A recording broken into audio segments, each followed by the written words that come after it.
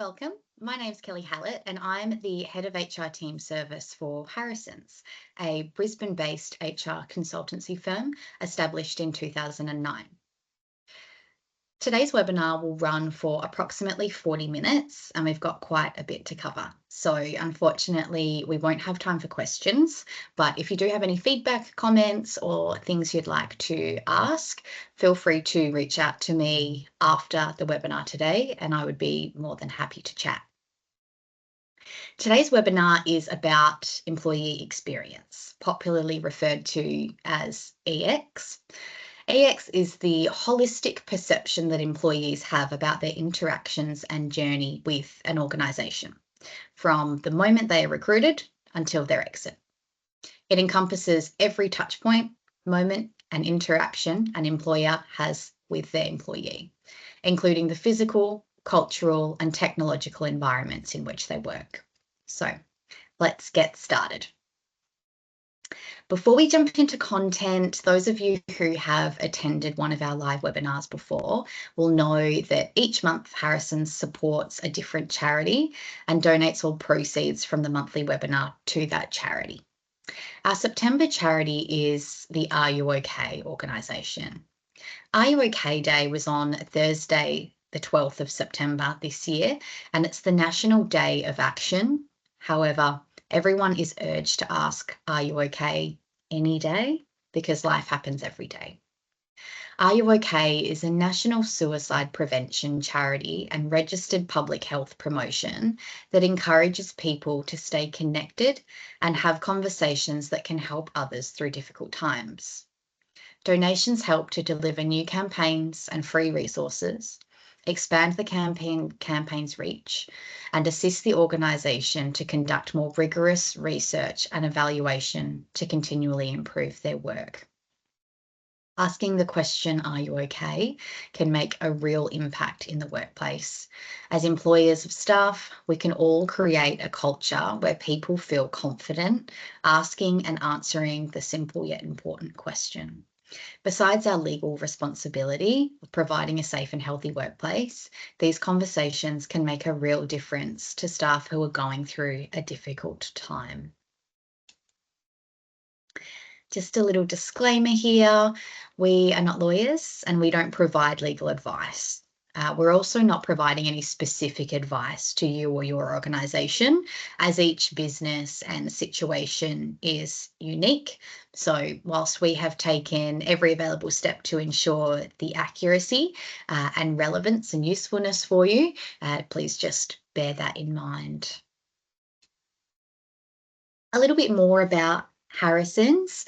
As I mentioned earlier, we're a Brisbane-based HR consultancy firm. We're established in 2009, and we have 4 core service streams. The first of which is our generalist consulting, which is probably the most traditional and what you think about when you hear the word consulting. So we support organisations throughout Australia, but specifically in Southeast Queensland on projects, things like HRIS implementations, org redesign, learning and development programs, but also more HR hotline. Something's happened, I need advice, what do I do as well? So we are generalists, we cover all aspects of the employee life cycle. We also have our HR team service, which is our outsourced in-house HR. So this is specifically for small to medium enterprise who are not big enough to go out and hire their own full-time HR manager, but who are big enough to need to start thinking about HR and putting things in place. So our consultant effectively acts as their dedicated HR manager based on site, if that's the client's preference. But that consultant works to an overarching strategic plan that's put in place by a head consultant and has access to our wider team of specialists. So they're not starting from scratch when things come up. You're getting access to an entire pool of HR talent. We offer recruitment and onboarding services. So this is key positions that you might need filled. We specialise in the corporate services space. So HR managers, marketing professionals, finance, and also quite a bit of engineering lately. And finally, My HR Experts is an online portal. This is dedicated to smaller businesses who may not be ready to engage a consultant yet. They're wanting to do everything on their own, but need access to all of those tools, templates, and resources. So we give them access to that through a portal, as well as a support model if they do have any questions as things crop up along the way. So what's on the agenda today? Firstly, we'll be talking about why employee experience is important, why bother talking about it at all, what the elements of a strong EX are, steps to design a strong employee experience if you haven't taken that into account yet, or to improve if you have already got something in place. And lastly, a deep dive into employee journey mapping, which we're going to talk about shortly. Many of you will have heard of CX or customer experience. Organisations are often very skilled at mapping and enhancing their customer experience in order to generate higher sales and referrals, but leave employee experience to chance. Organisations that are advanced in this space take a similar approach to EX as they do their CX, treating and prioritising employees as well as they do their customers. And this will ultimately also lead to increased sales and referrals. And here are just some of the areas that will benefit from a strong employee experience. As organisations strive to navigate the complexities of modern work environments, enhancing employee experience has become a strategic imperative rather than a mere option. Companies that prioritise a positive employee experience see higher levels of productivity, better retention rates, and ultimately stronger business performance.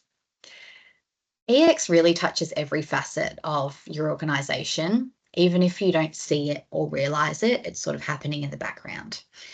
So looking at these core areas that we've got on the screen, by focusing on EX, companies can create environments that support employees' personal and professional development, leading to higher engagement and satisfaction.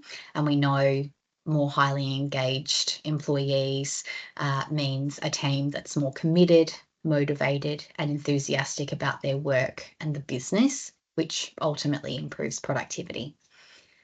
In relation to productivity, focusing on your EX can also minimise the friction such as outdated technology or a lack of resources, which can hinder productivity and satisfaction of your team. Reducing turnover and the costs associated with hiring and training new staff. Attracting high quality candidates. In today's job market, prospective employees will research company cultures and they value those organisations that prioritise employee wellbeing and development. And lastly, engaged and satisfied employees are more innovative, provide better customer service, and contribute to the organisation's overall success, which we know and we've seen countless times. So what does good look like in this space? What are the elements of a strong employee experience? Like many things, EX looks different across different organisations, and here is just one example. This table from McKinsey & Company identifies 9 key elements to getting your EX right, and spreads those across 3 different groups: social experience, work experience, and organisation experience. Now, let's explore the key components of employee experience as highlighted by Harrison's. This is the way that we do things. We identify that these core areas together shape how employees perceive and interact with their organisation. And they create a holistic view of what drives satisfaction, engagement, and overall productivity in the workplace. Starting with workplace culture, a strong culture is the foundation of a positive EX, and that includes values and beliefs, the core principles that define how the organisation operates and what it stands for. A strong alignment between an employee's personal values and the organisation's values fosters a sense of belonging and makes for a more seamless experience for both the organisation and the employee. Leadership and management styles. Leaders play a crucial role in setting the tone of the culture. Effective leadership that supports, motivates, and empowers employees will significantly impact morale and productivity. We've all heard people don't quit, people don't leave their jobs, they leave their manager. And communication and transparency. Open and honest communication builds trust. And when employees are kept informed and able to openly share their thoughts, they feel more involved and valued. So these three things are really essential pillars of workplace culture. Looking at employee engagement, engagement reflects how connected employees feel with their work and organisation, and it includes things like reward and recognition programs, so regularly acknowledging achievements and contributions to motivate employees and enhance their job satisfaction. Employee involvement and voice. Employees who feel their ideas are heard and valued are more likely to stay engaged and committed. And team collaboration and social connections. Building a culture that fosters teamwork and social interaction helps create a supportive and cooperative environment. Having a look at our physical environment, the workplace greatly affects how our employees feel at work, and this has become more difficult to manage off the back of COVID and with more organisations moving to a hybrid or fully remote model of work. So firstly, for your employees that are on site, a thoughtfully designed workspace, whether that's open plan or private offices, or in a warehouse or manufacturing site, should enhance comfort and productivity. So have a think, be really purposeful and intentional when you're mapping those things out. Looking at remote and hybrid work options, the flexibility to work remotely or in a hybrid setup has become increasingly important, giving employees control over where they work, and in many cases is a non-negotiable, depending on the industry and the type of role. It's something that we've seen to be really important to candidates as we've been recruiting for key positions. Health and safety. When we're looking at physical environment, ensuring the workplace is safe and comfortable with proper ergonomic furniture, clean facilities is essential for employee wellbeing. Technology and tools. Technology is now a cornerstone of the employee experience, so we talk about it quite a bit, especially in remote work environments. So looking at your digital workplace tools, employees need access to modern, easy to use tools to collaborate and perform their tasks efficiently. They need to have access to necessary resources. Ensuring employees have all the tools and information they need from day one is critical for productivity. The tolerance for inefficiency in the tech and communication space is getting lower and lower, particularly with the next generation that's coming through. But also IT support and user experience. So reliable IT support and a seamless digital experience will minimize frustration and help employees to focus on their work. I'm sure you've heard before or been in the situation yourself personally. You've come into work and you haven't been able to access a system or a document or your emails, and you've spent an hour trying to get it sorted.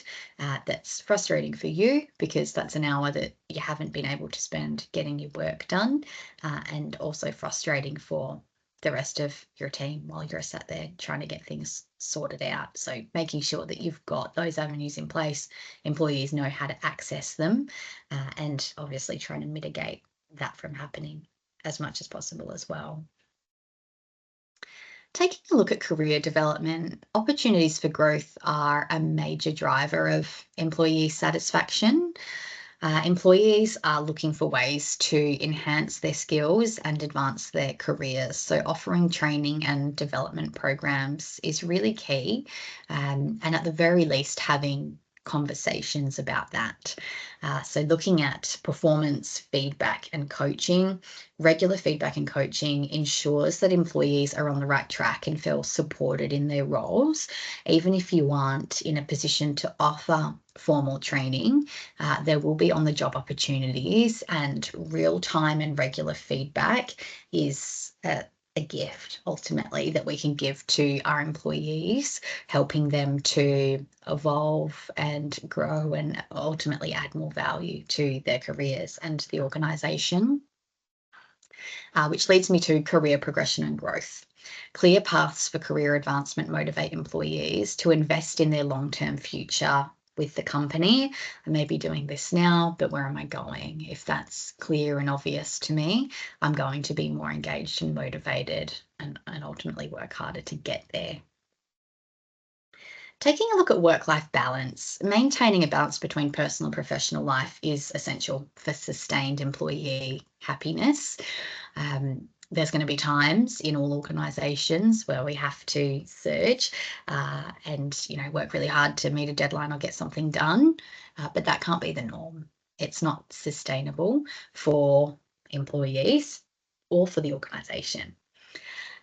Having a look at flexible work arrangements, because flexibility in where and when employees work helps them to manage their personal lives without sacrificing job performance.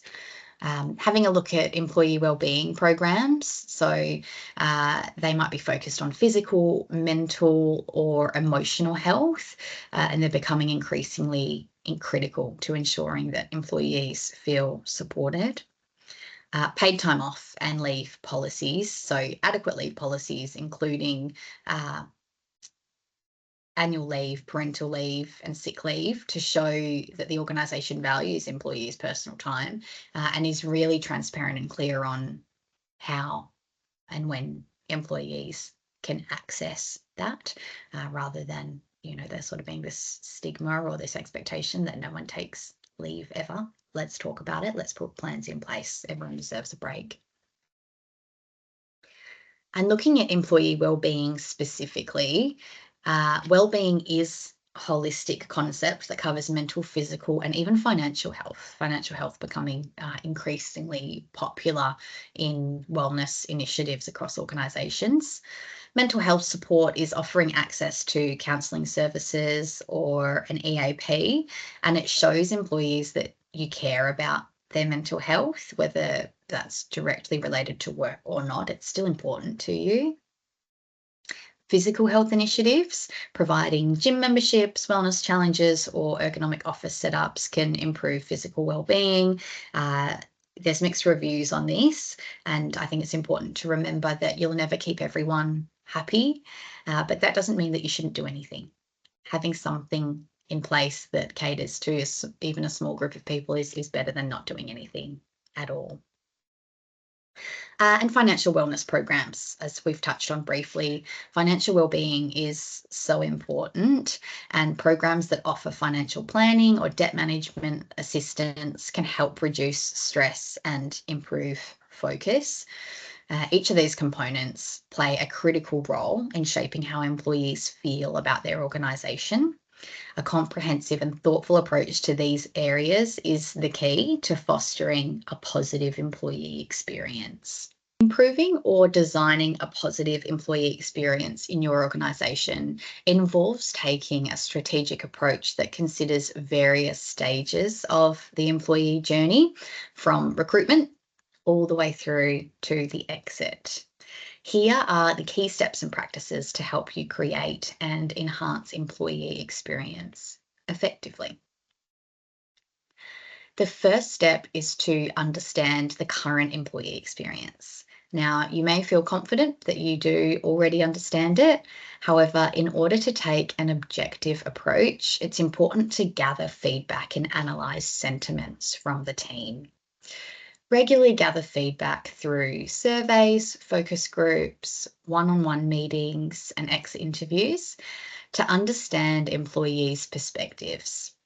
Tools like pulse surveys and sentiment analysis can provide real-time insights. And this is important because sometimes you might be surprised by what you find. If you are already completing employee engagement surveys, you may like to start by using the data from that so you're not reinventing the wheel. From there, you can analyze employee journey mapping. This means mapping out the entire employee journey, identifying key touch points such as recruitment, onboarding, career development, performance reviews, and offboarding. Highlight moments that matter most to employees and identify pain points or areas is such an important step. And we're going to do a bit of a deep dive into the employee journey mapping process because it is such a crucial foundation of your overarching employee experience. Once you have your feedback and journey map, you can develop an employee experience strategy, and this is also multifaceted. Firstly, your EX strategy should align with the broader organisational goals and values. Identify how improving employee experience can support your organisational objectives, such as enhancing engagement, reducing turnover, or improving customer service, for example. It can be overwhelming to try and address everything all at once, so start by prioritising the areas that will align most closely with the overall business objectives first. Secondly, your strategy should set out objectives really clearly by defining specific, measurable, achievable, relevant, and time-bound goals, SMART goals, for you and your EX initiatives. For example, you might aim to improve engagement scores by 15% in the next year or reduce turnover by 10% over 2 years. Your initiatives should focus on creating a positive work environment, considering both physical workspace and the non-physical elements. Consider things like ensuring the physical environment is conducive to productivity, comfort, and collaboration. This might involve creating ergonomic workspaces, offering breakout areas for relaxation, and providing the necessary tools and equipment. Also, foster a culture where employees feel safe to express their opinions, take risks, and make mistakes without fear of retribution. Promote diversity, equity, and inclusion initiatives to ensure all employees feel valued and respected. A psychologically safe, fail quickly approach makes for a more innovative, agile, and ultimately profitable organisation. Leverage technology for a seamless digital experience. Ensure that employees have access to modern, intuitive tools and platforms that help them perform their roles efficiently. This includes collaboration tools, project management software, and employee self-service portals. We highly recommend doing a cost-benefit analysis before quickly deciding that technology advancements aren't affordable. You might be surprised by the return on investment if you do some time in motion studies. Whether implementing new tools or leveraging the ones you already have, it's essential to offer training and support to help employees use those tools effectively. Consider implementing digital literacy programs to ensure all employees are comfortable with technology that they need to use in their roles and therefore can get the most out of it. Never assume what is common knowledge in the tech space. And provide opportunities for continuous learning and professional development through workshops, training sessions, online courses, and mentorship programs. Tailor these programs to individual career paths and interests. It's not uncommon to see a really robust training program when new software or a new system is implemented. But as people leave the organisation and new people come in, it's sort of one person teaching another, and workarounds get handed over, and knowledge of how the system is used gets lost. And so it might be a good opportunity to review the current knowledge and skill set within the team and get your software provider back in to provide some formal structured training to make sure you're utilising those platforms to the fullest extent. And lastly, build a culture of recognition. Recognition comes up as an opportunity for improvement in nearly every engagement survey that we do.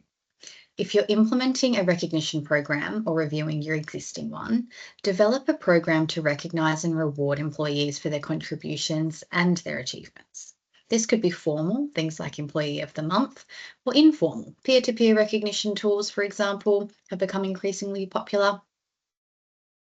Remember to reward the behaviours and outcomes that you want to see more of. These should tie into organisational values and your overall mission. A non-negotiable in the current economic climate is to regularly review compensation packages to ensure they're competitive and aligned with industry standards. Offer a comprehensive benefits package that reflects employees' diverse needs, and that's not necessarily a one-size-fits-all approach. Build a continuous feedback loop. This is the best way to create a culture of feedback, which ultimately drives trust and performance. You can do this by adopting continuous listening practices. So this might be weekly to fortnightly one-on-one meetings, encouraging open communication and making it easy for employees to share their thoughts and concerns and celebrating that behaviour when it happens.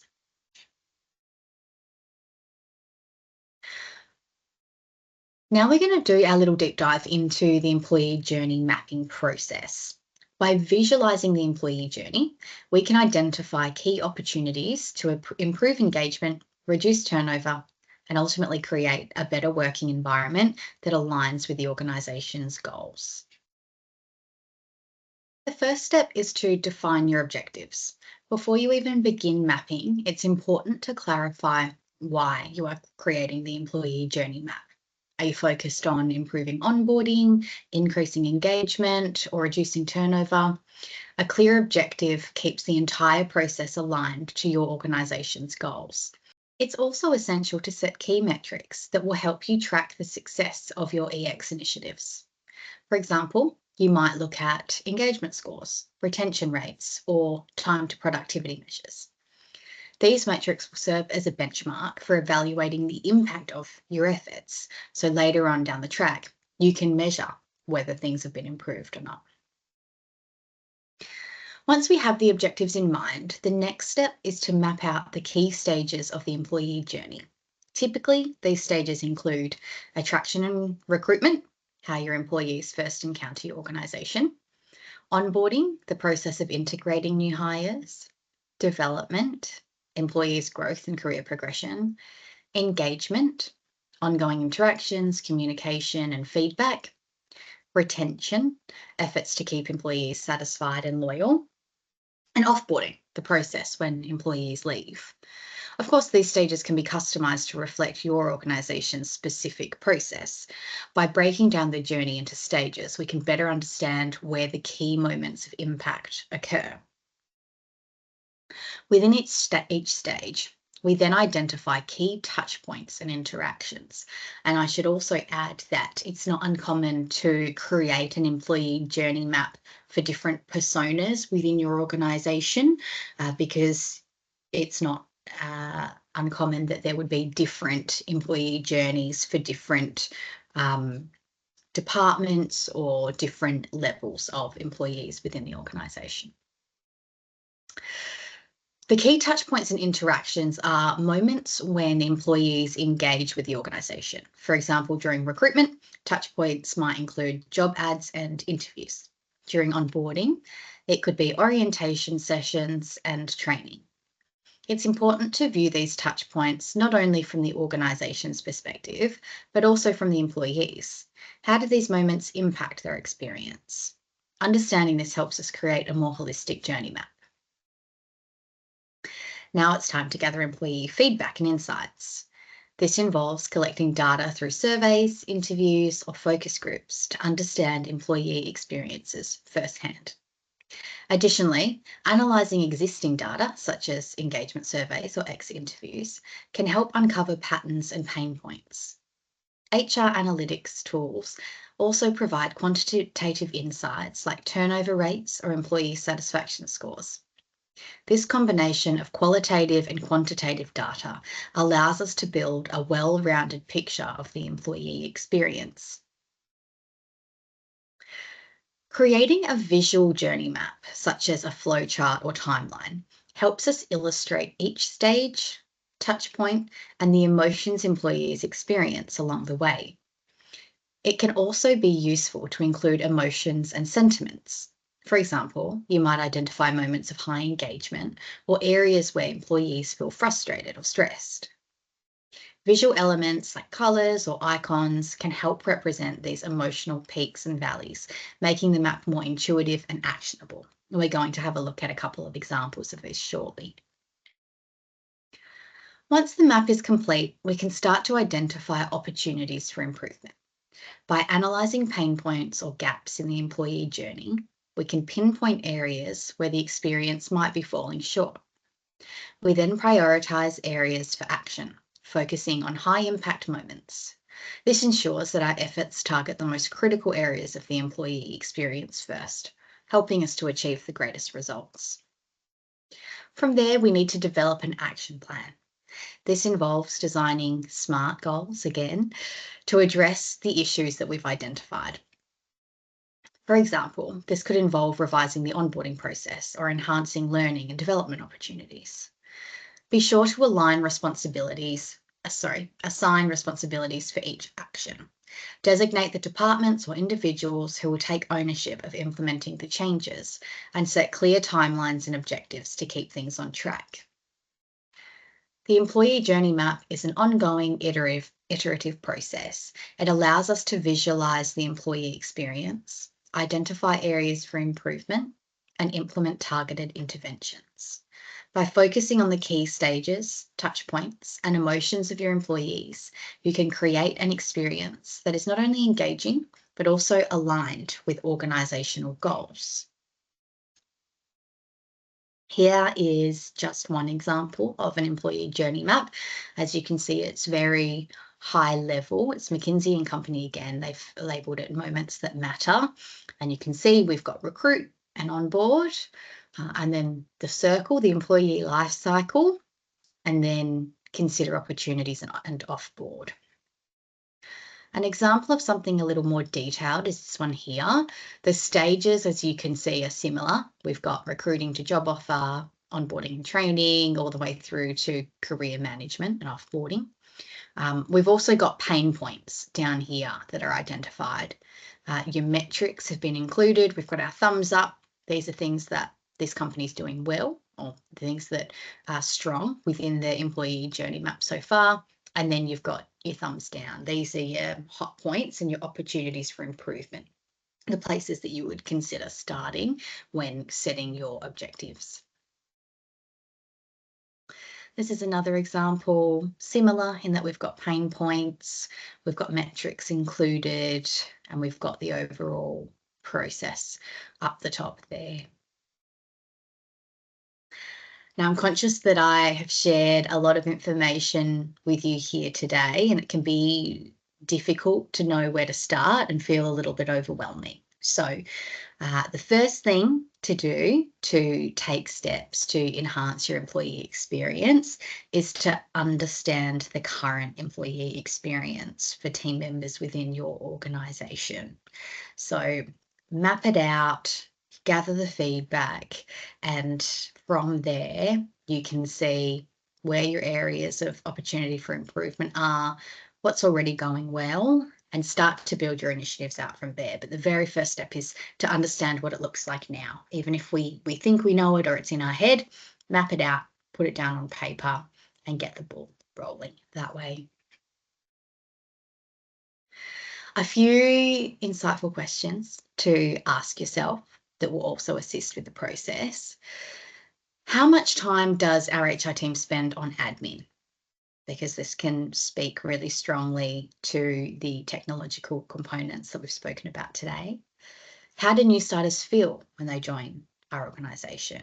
Is it excited and empowered, or is it lost and confused? How likely are our employees to recommend someone to work at our organisation? Based on their experience, what do you think the odds are? How would our team members describe our company culture to their family and friends?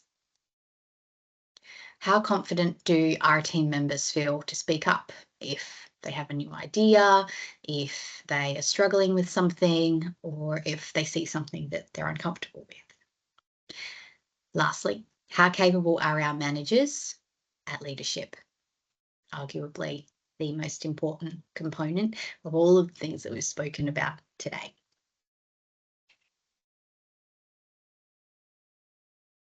This is how we can help. We can create an employee journey map for your organisation in consultation and partnership with you to get that first stage underway. We can complete exit interviews and analyse results. This is a really good option if you are wanting to complete your exit interviews anonymously. Employers can feel much more comfortable providing their feedback to an external third party. We'd de-identify the results after a set number and just provide the themes back to you if anonymous is the way you want it to go. Facilitation of annual engagement survey and action planning. This is a really popular item for a number of our clients, super useful. Developing your employee value proposition, because your employee experience will ultimately feed into your EVP, which strengthens your attraction in the first instance. And a frontline leadership development program. If your response to that last question around how effective are our managers at leading was less than ideal, this is a perfect opportunity to implement a frontline leadership development program within your organisation to address that. Thank you so much for attending today. As I said, if you have any questions, comments, feedback, or suggestions, even suggestions for future webinar topics, please reach out to Harrison's. Our contact details are on the screen now. If you are not already following us on LinkedIn, please do so. We post a lot of our blog content and other useful resources, information, and updates there, so you can stay up to date with our information, comms, and also other events, webinars, and things that we've got coming up. So thank you again for attending today. I am Kelly Hallett of Harrison's. Bye for now.